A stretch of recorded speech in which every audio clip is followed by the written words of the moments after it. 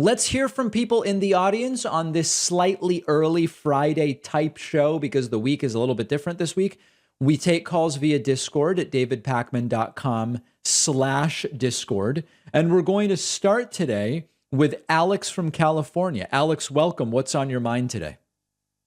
Hey, David, can you hear me? I can hear you fine. Nice. So when it comes to like elections and how people vote, it really seems like it comes down to the economy than anything else. Like you could have things like Roe v. Wade or like gay marriage be overturned, but if there's like a recession in that same year, it feels like they'll vote on the like recession and say, "Oh, Democrats ruined the economy. Who cares about these like civil rights issues?" Yeah. What do you think about that? I completely agree. The perception of how the economy is doing, even if number one, people's perception is wrong, and number two, it doesn't really have much to do with the president. Both are hugely influential in how people vote. And this is why things are suddenly looking much better for Democrats, even though I don't think it really has much to do with Joe Biden. There was this blockbuster jobs report in July. Wages are up, inflation's down, gas prices are down, et cetera. It has very little to do with Joe Biden, but it seems to be helping Democrats very much in terms of the outlook for November. So yes, it's the economy stupid was the phrase James Carville came up with. And it is more like it is the perception of the economy, regardless of whether it's accurate.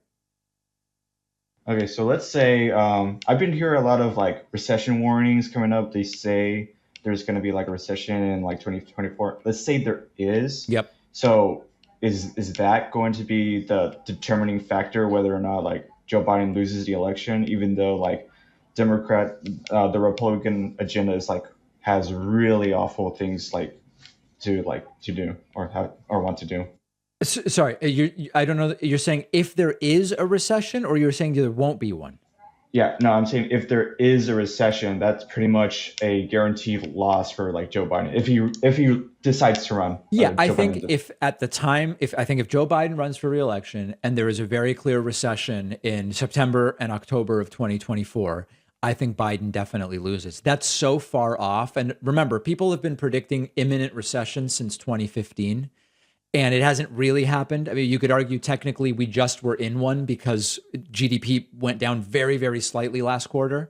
But when you look at every other indicator, it's really hard to make that case. But let's wait and see. I agree with you, though. If there is really a recession, it's going to be bad for Joe Biden if he's on the ticket.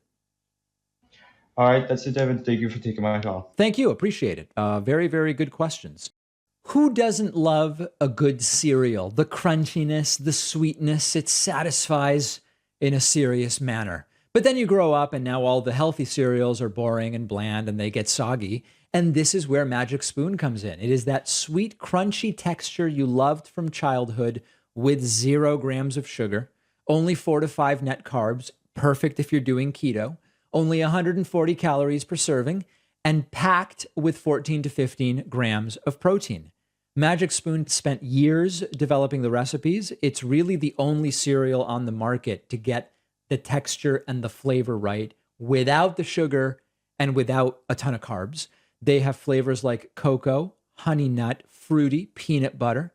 Maybe you want to go adventurous. They've got blueberry muffin, maple waffle, cookies and cream, or cinnamon roll. That brings back memories. I love Magic Spoon. The whole team does. But if you don't, you'll get a full refund. But I know it's about to become your new favorite cereal.